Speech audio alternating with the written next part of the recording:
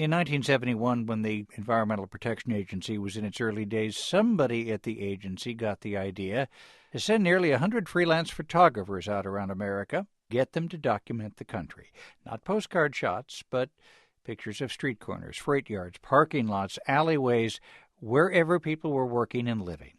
It was called the Documerica Project, and it went on for 7 years. A young photographer named Michael Philip Manheim joined the Documerica Project in 1973, and his assignment was to take a good look at the noise pollution in Boston from Logan Airport. 40 years later, he went back to East Boston to take photos for the Next Generation project launched by the EPA called State of the Environment. Michael Philip Manheim joins us now from member station WBUR in Boston. Thanks so much for being with us. Oh, my pleasure, Scott. Good to be with you. And why the neighborhoods around Logan? What was going on there? The people who lived on or in the vicinity of Neptune Road were having a very, very big problem. The airport grew and grew and grew. It needed more and more land.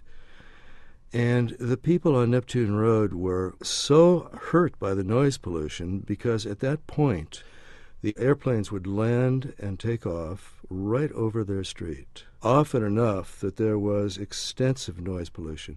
And I have this one picture, I think you probably saw it, of the teenagers on the overpass.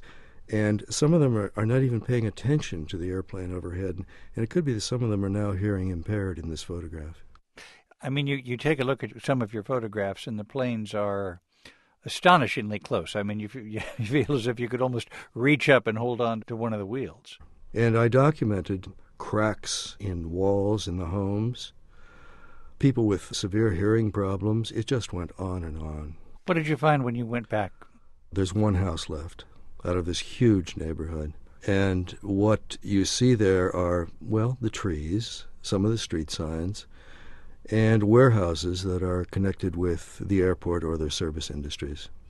So what was once a neighborhood is now industrial land, it sounds like. Yeah, the neighborhood was decimated. Photographic equipment has changed a great deal in 40 years, hasn't it? Oh, yes. I just wonder if you have any thoughts about that, seeing the kind of presence of film versus what digital does nowadays. We were shooting slides, chromes. So it's easier to do these things, but you still need the eye, you need the reflexes, you really have to have the compositional sense. So the expression is everyone is a photographer. Well, Michael Philip Manheim, the photographer, joining us from member station WBUR in Boston. Thanks so much for being with us. Oh, my pleasure, Scott. Good talking with you. This is NPR News.